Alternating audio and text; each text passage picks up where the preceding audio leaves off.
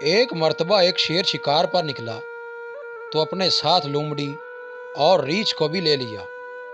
شیر نے 3 شکار کیے، ایک ہرن کا، ایک گائے اور ایک خرگوش۔ واپسی پر ریچھ بڑا اترا کر چلنے لگا کہ شکار میں ہمارا حصہ بھی ہے۔ شیر بھانپ گیا۔ اس نے ریچھ سے کہا کہ شکار کے متعلق کیا کہتے ہو؟ اس نے کہا کہ شکار 3 حصوں میں بٹے گا۔ شیر نے کہا اچھا پھر کرو 3 حصے۔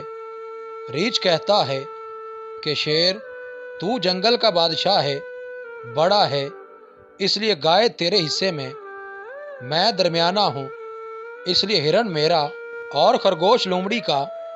شیر اس کی چالاکی کو سمجھ گیا، اس نے پنجہ مارا تو ریچھ کو بھی مار دیا۔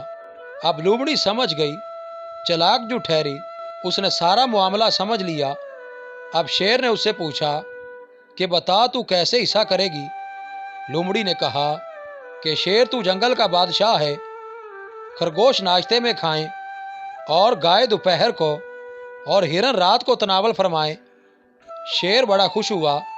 اس نے لومڑی سے پوچھا کہ تو نے یہ تقسیم کہاں سے سیکھی ہے؟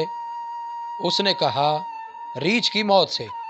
مولانا روم رحمۃ اللہ علیہ فرماتے ہیں، اے غافل انسان، تو بھی کچھ موت سے سیکھ جا۔ جب تیرے پاس تیرے اپنے موت کی نیند سو جاتے ہیں تو بھی سمجھ اور دھیان کر۔ مزید اچھی ویڈیوز کے لیے چینل کو سبسکرائب کریں اور بیل کے آئیکن کو لازمی پریس کریں۔